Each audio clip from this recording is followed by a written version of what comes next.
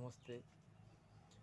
ओम सर्वे भवन्तु सुखिनः, सर्वे सन्तु निरामया, सर्वे भद्राणि पश्यन्तु, मा कश्चित् दुःखभाग् भवेत्। ओम शांति शांति शांति। मोर प्रिय भाई और भौणीगण, निरोग भवर यही अध्याय को आपण मानक स्वागत करुच्ची। मु आशीर्वाद करुच्ची आप जीवन में सुखी हूँ, धनवान हूँ, ज्ञानवान हूँ, जीवन मुक्त हूँ। मोर भिडियो आपण मैंने देखुं प्रतिदिन वाच टाइम भल समय आसूँ, मत बहुत खुशी लगुच। तेणु मोर जो आशा रही एक केन्द्र निर्माण करने, प्रवचन केन्द्र निर्माण करने, समस्त को से अमीय बाणी प्रदान करी, से समस्ते साहाय्य करंतु। मुक्त हस्तरे जहाँ किसी पार्टी मोर जो नंबर चली नंबर आपण मैंने दान करंतु। आउ एक महायज्ञ आपण मैंने भागी हूँ। आज मोर आलोचनार विषय वस्तु हूँ जे कर्म कौन।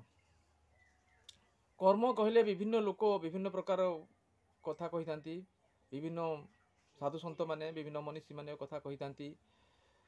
ताले कर्म कौन, से कर्म आम जहाँ केते कहती कौन करुँच भाई ना मोर कर्म करुँच परा। जी चाष करुँची सी कहूँ मु कर्म करुँची, जी व्यवसाय करुँची से कहूँ मु कर्म करुँची, जी समाजर समाजसेवी काम करुँची सी कहूँ मु कर्म करुँची। ताले कर्म कौन, ताले काम कौटा कर्म कौटा, यही दुईटा भीतर तफात कौन। आउ कर्म उपरे जगेश्वर श्रीकृष्ण कौन कहते ताहा मध्य मु आपको शुणाइबी। तेणु मन ध्यान दे शुणु।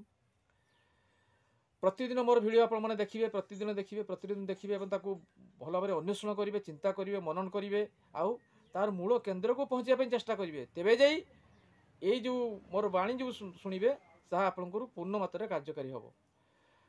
ताहले कर्म कौन आग देखा। जे समस्ते कहते जो कामटा मु करुँची ताहा होची कर्म। तो जदि कामटा मु मोर कर्म ताहले तार फल कौन आग बुझा। जे काम आमे प्रतिदिन निजर जीवनचर्या पाई विभिन्न प्रकार कार्य करिथौ, जहा द्वारा आमे अर्थ उपार्जन करिथौ, परिवार प्रतिपोषण करिथौ, आउ समाज नितर स्थिति को जाहिर करिथौ, ताहा होची काम।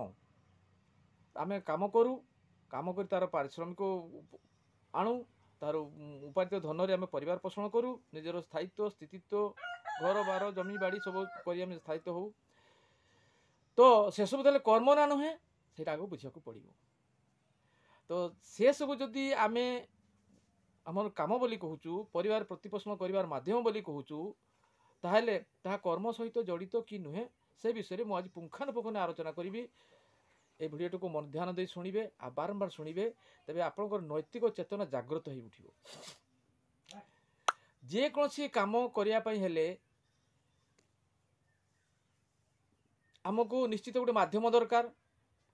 टंका अर्जन करने उपार्जन करने आमको परिश्रम करा पड़ो, कहीं पाखे चाकरी करा पड़ो, निजे कौन व्यवसाय करा पड़ो, चाष कर हाट बजार मार्केट बिक्री कर पैसा आनी पड़ो।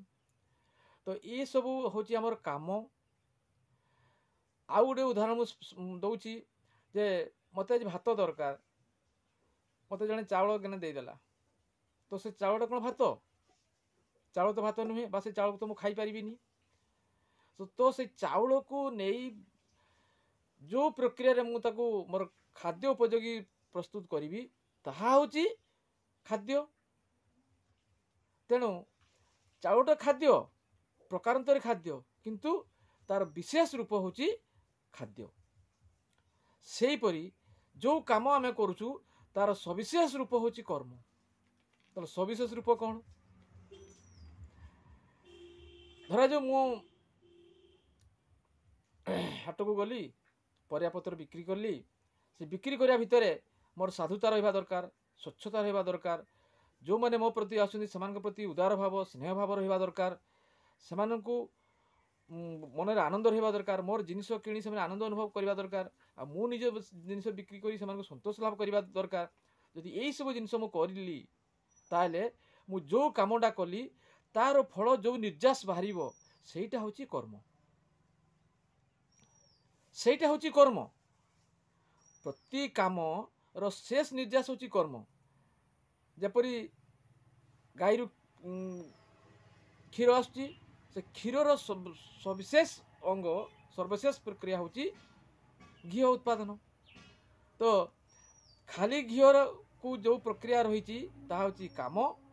ଘିଅ ଯେତେବେଳେ ଆମେ ପାଇଗଲୁ ସେଇଟା ହେଲା ଆମର କର୍ମ, ଆଉ ଘିଅଟା ହେଲା କର୍ମର ଫଳ।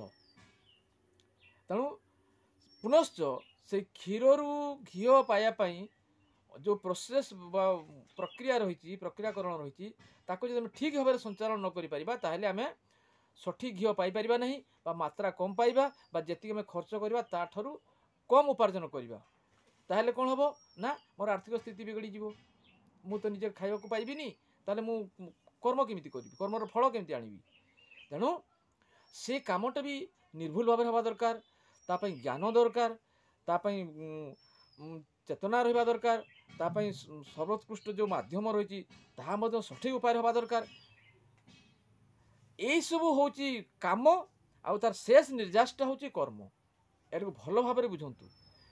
ଯାହା କରୁଛୁ, ଆମେ କାମ କରୁଛୁ, ତାହାର ଶେଷ ରୂପ ହେଉଛି, ସବିଶେଷ ରୂପ ହେଉଛି ବା ସୂକ୍ଷ୍ମ ରୂପ ହେଉଛି କର୍ମ। ସୂକ୍ଷ୍ମ ରୂପ ବୁଝନ୍ତୁ। ଯେମିତି ଜଳ ଆପଣ ଦେଖୁଛନ୍ତି, ତାର ତରଳ ଅବସ୍ଥାକୁ ଦେଖିଲେ ଜଳ କହିଲେ, ବରଫ ଟାଣ ଅବସ୍ଥାକୁ ଦେଖି ବରଫ କହିଲେ, କିନ୍ତୁ ବାଷ୍ପୀୟ ଅବସ୍ଥାକୁ ଦେଖିପାରୁନାହାନ୍ତି, କହୁଛନ୍ତି ନା ଜଳ ନାହିଁ, ଏଠି ତ ପାଣି ନାହିଁ, ଖାଲି ଗ୍ଲାସଟା। କିନ୍ତୁ ସେଇ ଜଳ ବାୟୁମଣ୍ଡଳରେ ବାଷ୍ପୀୟ ଆକାରରେ ରହିଛି, ଆମ ଚାରିପଟରେ ବୁଲୁଛି, କିନ୍ତୁ ଆମେ ତାକୁ ଜାଣିପାରୁନୁ। ଠିକ୍ ସେହିପରି ଯେଉଁ କାମ ଆମେ କରୁଛୁ ତାହାର ସୂକ୍ଷ୍ମ ରୂପ ହେଉଛି କର୍ମ। ତେଣୁ ସେଥିପାଇଁ ଭଗବାନ ଶ୍ରୀକୃଷ୍ଣ କ'ଣ କହିଛନ୍ତି, କର୍ମଣ୍ୟବାଧିକାରେଷୁ ମା ଫଳେଷୁ କଦାଚନ ମା କର୍ମ ଫଳ ହେତୁର୍ଭୁ ମାତେ ସଙ୍ଗ କୁରୁ କର୍ମଣି। ଏହାର ଅର୍ଥ ମୁଁ ଆପଣଙ୍କୁ ବୁଝଉଛି ଯେ କର୍ମ କଲେ କର୍ମଣ୍ୟବାଧିକାରେଷୁ ମା ଫଳେଷୁ କଦାଚନ, এই ଯେଉଁ ଆକ୍ଷରିକ ଅର୍ଥରେ ଯେଉଁମାନେ କହୁଛନ୍ତି କର୍ମରେ ତୁମର ଅଧିକାର ଅଛି, ଫଳରେ ଅଧିକାର ନାହିଁ, ଏଇଟା ସମ୍ପୂର୍ଣ୍ଣ ଭୁଲ। ଆଧ୍ୟାତ୍ମିକ ଜ୍ଞାନ ସାଧାରଣ ଜ୍ଞାନ ସହିତ ତୁଳନୀୟ ନୁହେଁ, ବା ସାଧାରଣ ଅର୍ଥରେ ସେ ବୁଝିଲେ ତାହା ଆଧ୍ୟାତ୍ମିକ ଜ୍ଞାନ ହେଇପାରିବ ନାହିଁ। ସେ କ'ଣ କୁହାଯାଇଛି ନା କର୍ମଣ୍ୟବାଧିକାରେଷୁ ମା ଫଳେଷୁ କଦାଚନ। କର୍ମ କରିବା ପୂର୍ବରୁ ମୋତେ ଚିନ୍ତା କରିବାକୁ ପଡ଼ିବ, ଏଇ କର୍ମରେ ମୋର ସଚେତନତା ଜଡ଼ିତ ଅଛି କି ନାହିଁ, ଏଇ କର୍ମରେ ମୋର ସୁଫଳ ଅଛି କି ନାହିଁ, ଏଇ କର୍ମରେ ମୁଁ ଆନନ୍ଦ ପାଉଛି କି ନାହିଁ, ଏଇ କର୍ମରେ ମୋର ସ୍ୱରୂପ ଅଛି କି ନାହିଁ, ସଚିତ୍ ଆନନ୍ଦର ଜ୍ଞାନ ଏହା ଭିତରେ ଅଛି କି ନାହିଁ। ଯଦି ତାହା ଅଛି ତାହେଲେ ସେ କର୍ମରେ ରୂପାନ୍ତରିତ ହେଇଯିବ, ସେ କର୍ମରେ ରୂପାନ୍ତରିତ ହେଇଯିବ, ଆଉ ତାର ଯେଉଁ ଫଳ ଆପଣଙ୍କୁ ଭୋଗ କରିବାକୁ ପଡ଼ିବନି। ଆଗରୁ ବି ମୁଁ କହିଛି ବହୁତ ଥର ଯେ କର୍ମ, ଦୁର୍ଗା ମହିଷାସୁରକୁ ମର୍ଦ୍ଦନ କଲେ, କେହି କହିଲେ କି ଦୁର୍ଗା ତାକୁ ଇଏ କଲେ ବୋଲି, ଖରାପ କାମ କଲେ ବୋଲି? କେହି କହିଲେନି। କାହିଁକି କହିଲେନି ନା ଦୁର୍ଗା ଯେଉଁ ମହିଷାସୁରକୁ ମର୍ଦ୍ଦନ କଲେ, ସେଥିପାଇଁ ତାକୁ ମହିଷା ମର୍ଦ୍ଦିନୀ ନାମ କୁହାଗଲା। ଯେ ସେ ସମାଜର ଅପକାର କରୁଥିଲା, କ୍ଷତି କରୁଥିଲା, ଅନେକ ଆତ୍ମାଙ୍କୁ ସେ ଆଘାତ ଦେଉଥିଲା। ତେଣୁ ତାକୁ ବଶୀଭୂତ କରିବା ପାଇଁ ଦୁର୍ଗା ରୂପ ନେଇ ସେ ତାକୁ ଅସ୍ତ୍ରରେ ପରାଜିତ କରି ବିଭିନ୍ନ ବାଟ କୌଶଳ କରି ତାକୁ କଲେ, ବଶ କଲେ। କେହି କହିଲେନି। ତ ସେଇଟା ହେଉଛି କର୍ମଫଳ। ସେଥିପାଇଁ ଦୁର୍ଗା ପୂଜିତ ହେଇଗଲେ। ଆଉ ତାଙ୍କର ସେଇ ରୂପଟାକୁ ମୋହମାୟା ରୂପ ଧାରଣ କଲା, ଦୁର୍ଗାର ତାଙ୍କର ସେଇ ରୂପଟାକୁ ଲୋକ ପୂଜା କଲେ, ଦଶଭୁଜା କହିଲେ, ମା ଠାକୁରାଣୀ କହିଲେ, ମହିଷାମର୍ଦ୍ଦିନୀ କହିଲେ। ତାହେଲେ ସେଇ କାମ କରିଛନ୍ତି, କିନ୍ତୁ ସେଇ କାମଟା ଯେହେତୁ କର୍ମଫଳ ରହିତ ହେଲା, ତେଣୁ ତାହା କ'ଣ ହେଲା, କର୍ମରେ ପରିଣତ ହେଇଗଲା। ତେଣୁ ପ୍ରତିଟି କର୍ମ ଯଦି ମୁଁ ତାର ସୂକ୍ଷ୍ମ ରୂପଟାକୁ ବୁଝିକି କରିବି, ତାର ଉତ୍ତରଦାୟିତ୍ୱ ଗୁଣଟାକୁ ମୁଁ ବୁଝିକି କରିବି, ତେବେ ତାହା କ'ଣ ହେବ, କର୍ମରେ ପରିଣତ ହେଇଯିବ। ଆମର ବହୁତ ଉଦାହରଣ ସବୁ ରହିଛି। ରେଳ ମନ୍ତ୍ରୀ ଯେତେବେଳେ ଲାଲ ବାହାଦୁର ଶାସ୍ତ୍ରୀ ଥିଲେ, ଗୋଟେ ରେଳ ଦୁର୍ଘଟଣା ହେଲା, ଆଉ ଲାଲ ବାହାଦୁର ଶାସ୍ତ୍ରୀ ଘୋଷଣା କଲେ ଯେ ଏଇ ରେଳ ଦୁର୍ଘଟଣା ପାଇଁ ମୁଁ ଯେହେତୁ ବିଭାଗୀୟ ମନ୍ତ୍ରୀ, ମୁଁ ହେଉଛି ସର୍ବପ୍ରଥମ ଦାୟୀ, କହି ସେ ଇସ୍ତଫା ଦେଇଦେଲେ। କିନ୍ତୁ ଆଜି ଦେଖନ୍ତୁ, ଗତ ବର୍ଷ ବାହାନଗାରେ ରେଳ ଦୁର୍ଘଟଣା ହେଲା। ଯେଉଁ ଅଶ୍ୱିନୀ ବୈଷ୍ଣବ ମନ୍ତ୍ରୀ ଥିଲେ, ସେ ଟିକେ ବି ଦୁଃଖ ପ୍ରକାଶ କରିବା ତ ଦୂରର କଥା, କହିଲେ ୟାର ଭୁଲ, ତାର ଭୁଲ କହିଲେ, କିନ୍ତୁ ନିଜର ଭୁଲ ବୋଲି ସେ କହିଲେନି। ମାନେ ଇଏ କେତେ ବଡ଼ ଗୋଟେ ଦୁଃଖଦ ଘଟଣା କୁହନ୍ତୁ। ମୁଁ ଘରର ମୁରବୀ, ମୋର ଯଦି ଗୋଟେ पालित पशु बा मोर रोपित वृक्ष जो रोगाक्रांत है तार मुझे उत्तरदायी। मु मो घरे गाईटी रखी गाई को पतला झाड़ा हो 2-3 दिन झाड़ा है औषध दौनी आ मु कौन आउ क्या दायी करी जदि दायी कली ताले मोर संपूर्ण भूल। मु जेहेतु घर मालिक मोर गाई प्रति ध्यान रहा दरकार। आज कौन तरकारी हम ध्यान रहा दरकार। आज पुओ कौन कम कर ध्यान रहा दरकार। सबु प्रति मोर नजर जदि रेबे जाकि से कामटा कर्म परिणत हो। तेणु कर्म आमको करने को ही पड़ो। आमती कर्म आम करवा जे तार फल आमको भोग करने को पड़ो ना। गोटे मोर निजर गोटे उदाहरण दूसरी मुझे दिने हाट में बैगण बिकुली जो बैगण किलो 50 टंका थाए मुझे कहला बैगण के 50 टंका मुझे किले नियो मु 45 टंका देदेवी से कहला हौ दियो मु किले देली 50 टंका 5 टंका कम करी ओजन करी मोर किले हैकी निकिति चली गलानी तथापि से आ गोटे बैगण पकईदेले मु धर नेली मु कहली प्राय 100 ग्राम अधिका गलानी ना बाड़ी जिनस मत कहले मु से बैगणटा मो पाखे रखिली मु कहली अच्छा भाई मत कहना तुमको मु किले कम देछि ना ना तो तुम नबो कहीं मोठू अधिका तुम आशा कर कहीं यही जो अधिका आशा कल यहाँ है चौर्यवृत्ति। तुम्हें किले बैगण को मुझे 50 टका बिक्री हो तुमको 45 टका देली तापर भी मुझे 100 टका देली आउ 40 टकर तुम बैगण पाइछ। किले बैगण तैयारी करने मत केते परिश्रम करने को पड़ी केते सार विष प्रयोग करने को पड़ी केते कष्ट करने को पड़ी ता जे करिछि से निजे अनुभव करुछि। तो से जो केबे हृदयंगम करिछ कि जे जाहु लोकटे मते बैगण किले देला मु तो बैगण किले उत्पादन करि पारुनी से मते देला आहुरी मु पाइली सेतिर आनंद काहे कि पाउ नाहंती। द्वितीय कथा मते कहंतु आज केतेटा जिनिस किनिछंती ना बैगण किनिछि भेंडी किनिछि जन्ही किनिछि बिलाती किनिछि मोले केते किलो जिनिस किनिछंती ना हां 5 किलो जिनिस मु कंटारे पकई देली 5 किलो 600 हैला मु 5 किलो जिनिस रे आपण 600 ग्राम चोरी करी केठी आनिछंती। लोकटा किम कर्तव्य विमूढ़ हो गला कहला चोरी है मोर किमती नहला भाई कह सी लोक ओजन कर तुमको देती तुम्हें कहीं ताठू बिलाती गोटे आनीच कहीं भेंडी दुईटा आनीच कहीं बिलाती गोटे आनीच कह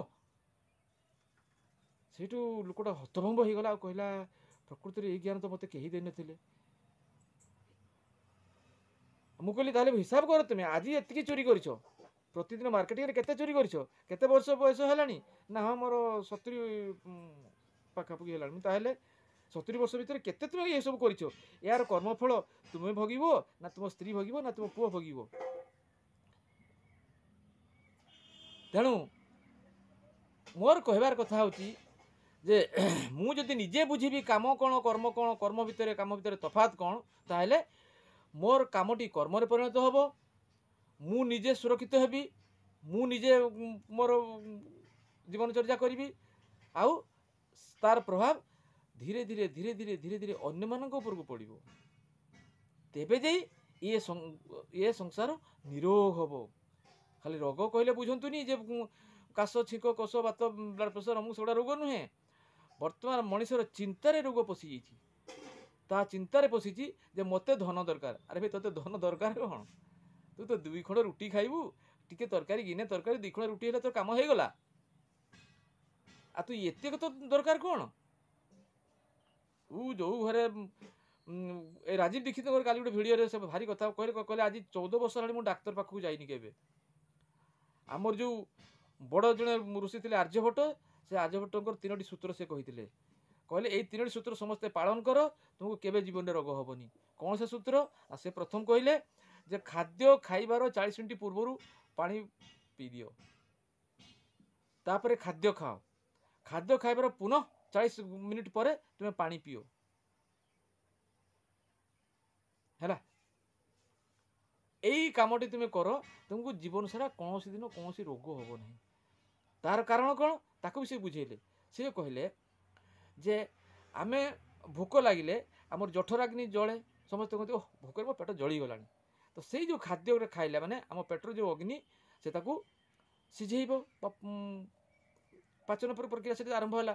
तो जदि आम पानी दे दूचे ताहले कौन हो से खाद्यटी भल भाव पचन हो पारुनी पाचन हो पारुनी सिद्ध हो पारुनी ताद्वारा से कौन हो आमर विभिन्न प्रकार काम ଖାଦ୍ୟରେ ଆମେ ଯେତିକି ଜୀବାଣୁ ସାର ପାଇବା କଥା ପାଇପାରିଲୁନି, ତେଣୁ ଆମକୁ ରୋଗ ଆସିଲା। ଦ୍ୱିତୀୟରେ ସେ କହିଲେ ଯେ ପାଣି ପିଇବା ସମୟରେ ଅଳ୍ପ ଅଳ୍ପ ଅଳ୍ପ ଅଳ୍ପ ବ୍ୟବଧାନରେ ପାଣି ପିଅ। ଗୋଟେ ଗ୍ଲାସ୍ ପାଣି ଧରିକି ଠିଆ ହେଇକି ଘଡ଼ ଘଡ଼ ନ ପିଇ ଦେଇକି ଟିକେ ପିଇ ଦିଅ, ଟିକେ ରୁହ, ଟିକେ ପିଇ ଦିଅ, ଟିକେ ରୁହ। ଏହା ଦ୍ୱାରା କ'ଣ ହେବ ନା ଆମ ମୁଖରେ ଯେଉଁ ଭିତରେ ଯେଉଁ ଲାଳ ରହିଛି, ଯେଉଁ ଗ୍ରନ୍ଥି ସବୁ ଲାଳ ସବୁ ଧରୁଛି, ତାହା ଆମର ଜଳରେ ମିଶିବ। ଜଳ ଯାଇ ପ୍ରବାହିତ ହୋଇ ସିଏ ପାଚନ ପ୍ରକ୍ରିୟା ସହ ରକ୍ତ ସମସ୍ତଙ୍କୁ ସନ୍ତୁଳିତ କରିବ। ଆଉ ତୃତୀୟ କଥା ଭାରି ମଜା କଥା କହିଲେ, ଯେଉଁଟା କହିଲେ ମାନେ ଅନିଚ୍ଛୁକ କଥା ଭଳିଆ ଲାଗିବ ସମସ୍ତଙ୍କୁ। ତାହା କ'ଣ? ସେ କହୁଛନ୍ତି ଫ୍ରିଜ୍ର ପାଣି କେବେ ପିଅ ନାହିଁ, ଏହା ସର୍ବାଦୌ ବର୍ଜନୀୟ। ବହୁତ ସୁନ୍ଦର କଥା କହିଛନ୍ତି। ସେ କହୁଛନ୍ତି ଯେ ଆମେ ଯେତେବେଳେ ପାଣି ପିଇ ଦେଉଛେ, ଫ୍ରିଜ୍ ପାଣି, ଥଣ୍ଡା ପାଣି ପିଇ ଦେଉଛେ, ସେ କ'ଣ କରୁଛି ନା ଆମର ଯେଉଁ ପାଚନ ପ୍ରକ୍ରିୟା ସେ ପାଣିକୁ ଆଉ ଗରମ କରିପାରୁନି। ତା ଦ୍ୱାରା କ'ଣ ହେଉଛି ନା ଆମର ପାଚନ ଶକ୍ତି କମିଗଲା। ତାଦ୍ୱାରା ସେଇଥିରୁ ବିଭିନ୍ନ ପ୍ରକାର ମିଥେନ୍, ଇଥେନ୍, ପ୍ରୋପେନ୍, ଏସିଟିଲିନ୍, ନାଇଟ୍ରିନ୍ ବିଭିନ୍ନ ପ୍ରକାର ଗ୍ୟାସ୍ ସେ ପଚନରୁ ତିଆରି ହେଉଛି, ଯାହା ଆମର ବିଭିନ୍ନ ଶିରା ପ୍ରଶିରା ରକ୍ତରେ ଯାଇ ବିଭିନ୍ନ ଅଞ୍ଚଳରେ ସେ ବିଭିନ୍ନ ପ୍ରକାର ଆମକୁ ଅସୁବିଧାରେ ପକାଇକି ଆମକୁ ହଇରାଣ କରି ପକାଉଛି। ତେଣୁ ଥଣ୍ଡା ପାଣି, ଫ୍ରିଜ୍ ପାଣି କେତେ ଭୟଙ୍କର, କେତେ ମାରାତ୍ମକ, ଏହା ବୁଝିବା ବହୁତ ଦରକାର। ତେଣୁ ତାହେଲେ ବର୍ତ୍ତମାନ ଏଠି ବୁଝିବା ଯେ ଏଇ ଥଣ୍ଡା ପାଣି ସହିତ କର୍ମର ସମ୍ପର୍କ କ'ଣ। ପ୍ରତିଟି ଆମେ ଯେଉଁ କାମ କହୁଛୁ ତାହା କର୍ମ ସହିତ ପ୍ରତ୍ୟକ୍ଷ ଭାବରେ ସମ୍ପର୍କିତ, ପ୍ରତ୍ୟକ୍ଷ ସମ୍ପର୍କ ତା ସାଙ୍ଗେ ରହିଛି। ଯଦି ମୁଁ ଥଣ୍ଡା ପାଣି ପିଇବି ତାହେଲେ କ'ଣ ହେବ ନା ମୋତେ ଥଣ୍ଡା ଧରିଯିବ, ମୋର ଖାଦ୍ୟ ହଜମ ହୋଇପାରିବନି, ମୋତେ ଏସିଡ୍ ଆସିଯିବ, ସେ ଯାଇକି ଯେତେବେଳେ ରକ୍ତରେ ମିଶିବ, ରକ୍ତର ଚାପ, ରକ୍ତ ଠିକ୍ରେ ପ୍ରବାହିତ ହୋଇପାରିବନି, ରକ୍ତଚାପ ରୋଗ ଆରମ୍ଭ ହୋଇଯିବ। ଯେତେବେଳେ ଭିଟାମିନ୍ କମିଯିବ, ଡାଇବେଟିସ୍ ହେଇଯିବ, ବିଭିନ୍ନ ପ୍ରକାର ଆସିଗଲା। ତାହେଲେ କ'ଣ ହେବ ନା ମୋର ଚିନ୍ତା ଚେତନାରେ ବ୍ୟାଘାତ ସୃଷ୍ଟି ହେବ। ଯେଉଁ କାମ ମୁଁ କରିବା ପାଇଁ ଚାହୁଁଛି ତାହା କରିପାରିବିନି, ଆଉ ମୋର ଯେଉଁ କାମଟା କର୍ମରେ ରୂପାନ୍ତରିତ ହେବା କଥା ସେ ହେଇପାରିଲାନି। ତେଣୁ ପ୍ରତ୍ୟକ୍ଷ ଥଣ୍ଡା ପାଣି ପିଇବା ସହିତ କର୍ମର ପ୍ରତ୍ୟକ୍ଷ ଜଡ଼ିତ। ତେଣୁ ୟାକୁ ଭଲ ଭାବରେ ହୃଦୟଙ୍ଗମ କରିବାକୁ ପଡ଼ିବ ଯେ ମୁଁ ମୋର ପ୍ରତିଟି କାମକୁ ମୁଁ କର୍ମରେ ପରିଣତ କରିବି,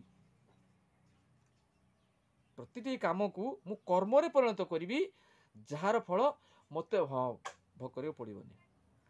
ବର୍ତ୍ତମାନ ମୋର ଆଜିର ଭିଡ଼ିଓର ଶେଷ କଥା ହେଉଛି ଯେ ସମସ୍ତେ ମୋତେ ମଣିଷ ମଲାବେଳେ କିଛି ନେଇଯାଏ ନାହିଁ, କିନ୍ତୁ ମୁଁ କୁହେ ଯେ ମଣିଷ ମଲାବେଳେ ସବୁ ନେଇକି ଯାଏ। କ'ଣ ନେଇକି ଯାଏ? ସମସ୍ତେ କୁହନ୍ତି ଘର ଦ୍ୱାର ସବୁ ପଡ଼ିଛି, ସେ ନେଲା କ'ଣ ନା ସିଏ ନେଇକି ଯାଏ ଯେଉଁ କର୍ମର ଫଳ ସେ ଉପାର୍ଜନ କରିଥାଏ ତାକୁ ସିଏ ନେଇକି ଯାଏ। କେମିତି? ଯେମିତି ଆତ୍ମା ସୂକ୍ଷ୍ମ, ଆମର ଚିନ୍ତାଧାରା ସୂକ୍ଷ୍ମ, ଆମର କର୍ମର ଫଳ ସୂକ୍ଷ୍ମ। ତେଣୁ ସେଇ ସୂକ୍ଷ୍ମର ସେ ଫଳଟାକୁ ସେ ଧରିକି, ଯେତିକି ସେ କର୍ମରେ ଉପାର୍ଜନ କରିଛି କର୍ମଫଳ, ତାର ସୂକ୍ଷ୍ମ ରୂପଟାକୁ ସେ ଧରିକି ନେଇକି ଯିବ। ତାହା ତାକୁ ଜୀବନମୁକ୍ତ କରିବ, ନହେଲେ ବନ୍ଧନରେ ପକାଇବ। ଯଦି ଜୀବନମୁକ୍ତ କରିବ, ଆନନ୍ଦରେ ସଂସାରରେ ସେ ବିଚରଣ କରିବ ସୂକ୍ଷ୍ମ ଲୋକରେ, ଯେଉଁଟାକୁ ସ୍ୱର୍ଗଲୋକ ବି କୁହାଯାଏ। ଆଉ ଯଦି କର୍ମର ଫଳ ତାକୁ ଖରାପ ହେବ, ତାହେଲେ ସେ ପୁନଶ୍ଚ ଜନ୍ମ ହେବ, ପୁନଶ୍ଚ ବନ୍ଧନରେ ପଡ଼ିବ, ପୁନଶ୍ଚ ତାକୁ ରୋଗ ଶୋକ ଯୋଗ ପରିତାପ ବନ୍ଧନ ବାସନା ନିଚ ଭଳିଆରେ ଘୁରିବ ପଡ଼ିବ। ପୁନଶ୍ଚ ଜନ୍ମ, ପୁନଶ୍ଚ ମରଣ, ପୁନଶ୍ଚ ଜନନୀ ଜଠରେ ଶୟନ ହେବାକୁ ପଡ଼ିବ। ସେଥିପାଇଁ ତ କୁହାଯାଇଛି 84 ଲକ୍ଷ ଥର ମଧ୍ୟ ଜନ୍ମ ହେବାକୁ ପଡ଼ିପାରେ ଏଇ ଗୋଟିଏ ମଣିଷର ଆତ୍ମାକୁ ମୋକ୍ଷ ପ୍ରାପ୍ତି ହେବା ପାଇଁ। ତେଣୁ ଭାଇ ବନ୍ଧୁ ମୋର ଭଲ ଭାବରେ ବୁଝନ୍ତୁ, ମୁଁ ଦୁନିଆକୁ ଆସିଛି କେବଳ ଜୀବନମୁକ୍ତ ପାଇଁ। ଜୀବନମୁକ୍ତ ପାଇଁ ମୁଁ ଆସିଛି। ମୋର ଯେଉଁ ଜୀବନଟା ବନ୍ଧନରେ ପଡ଼ିଯାଇଛି, ମୋର ଯେଉଁ ଆତ୍ମା ବ୍ରହ୍ମରୁ ଆସି ସେ ବ୍ରହ୍ମକୁ ନ ଫେରି ପାରି ସେ ବନ୍ଧନରେ ପଡ଼ିଛି, ମୁଁ ତାକୁ ମୁକ୍ତ କରିବି। ତେଣୁ ସେହି ହିସାବରେ ମୁଁ କର୍ମ କଲେ ମୋର ଜନ୍ମ ବି ସାର୍ଥକ ହେବ, ଆଉ ମୋର କର୍ମର ସଠିକ୍ ଫଳ ମୁଁ ପାଇପାରିବି। ତେଣୁ ମୋର ଏଇ ଭିଡ଼ିଓ ଆପଣମାନେ ଦେଖନ୍ତୁ, ମୁକ୍ତ ହସ୍ତରେ ଦାନ କରନ୍ତୁ କିଛି କିଛି। ଆଉ ଆପଣମାନଙ୍କୁ ମୁଁ ୟା ପରେ ନିୟମିତ ଭାବରେ ଦେବି ଭିଡ଼ିଓ, ଆପଣ ଦେଖିବେ।